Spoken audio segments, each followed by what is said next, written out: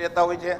આ બજેટની અંદર એની અંદર કોઈ વધારાના વિશેષ કરવેરા નાખ્યા નથી, પણ એની સાથે એમાં કેટલા રૂપિયાનો ફાયદો થશે એ પણ અસ્પષ્ટ હોય, એટલે એનાલિસિસથી જ સ્પષ્ટ ખ્યાલ આવી શકશે।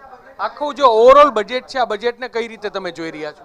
આ બજેટની અંદર નહીં નફો નહીં નુકસાનના ધોરણે બજેટને આપી રહ્યું છે। કોઈ જાતના નવા કરવેરા નાખ્યા નથી અને કોઈ જૂના સ્લેબની અંદર ફેરફાર કર્યા નથી, એટલે દેશની જે અત્યારે વિકાસની ગતિ છે એ સમતળ આગળ વધે એવો નિર્મલા સીતારામનજીનો પ્રયત્ન છે। જે ટેક્સ સ્લેબમાં કોઈ પણ પ્રકારનો ફેરફાર કરવામાં આવ્યો નથી, કેટલું મહત્વપૂર્ણ સાબિત થશે? આમ પબ્લિક એવું સ્પષ્ટપણે ઈચ્છતી હોય છે કે દરેક બજેટની અંદર ઇન્કમ ટેક્સના સ્લેબની અંદર ફેરફાર થાય અને ઘટાડો થાય। આ વખતે અપેક્ષા ઘણી મોટી હતી, પણ એમાં ફેરફાર કર્યો નથી અને કાંઈ નવો વધારો કર્યો નથી, એટલે યથાવત પરિસ્થિતિ રાખી છે। એ ખરેખર આમ પબ્લિકને અપેક્ષા મુજબનું ન ગણી શકાય। લઘુ ઉદ્યોગ અને મધ્યમ ઉદ્યોગ છે તેને પ્રોત્સાહન આપવાની વાત કરી છે, પણ કેટલું પ્રોત્સાહન તે અંગે કોઈ સ્પષ્ટતા નથી। કઈ રીતે જુઓ છો આને? આવનારા દિવસોમાં એનો જે ખાસ એનાલિસિસ થયા પછી એનો પરફેક્ટ પ્રોત્સાહન કયા સ્વરૂપમાં આપી શકાય, કેટલું આપી શકાય, એને એનાલિસિસ થયા પછી સ્પષ્ટ કરે, અત્યારે સ્પષ્ટ ગણી શકાય નહીં। સ્પષ્ટપણે બીજા પણ ઉદ્યોગકારો આપણી સાથે છે, શું કહેશો આપ આ બજેટને આપ કઈ રીતે જોઈ રહ્યા છો? આ બજેટને એજ્યુકેશનમાં ઇમ્પોર્ટન્સ આપ્યું છે અને મેડિકલમાં પણ આપેલું છે।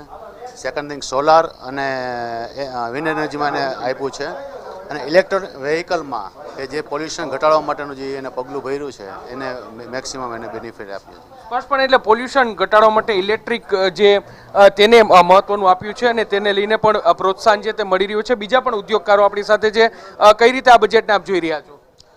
ખાસ તો જે સોલારને બૂસ્ટ આપ્યું છે, સોલારને પ્રાધાન્ય આપ્યું છે, એના કારણે ઇલેક્ટ્રિકલ ઇવી વ્હીકલ આ બધી વસ્તુ કાર્બન ક્રેડિટ મળશે, અને સોલારથી રિન્યુએબલ એનર્જીનો ઉપયોગ થવાથી આપણા વાતાવરણમાં ઘણું શુદ્ધિકરણ થશે, અને દેશ એ આખા વર્લ્ડમાં કેવી રીતે કાર્બન ક્રેડિટ વધુ લે અને એના માર્ક્સ મળતા હોય છે એમાં પણ એને ફોકસ કર્યું છે।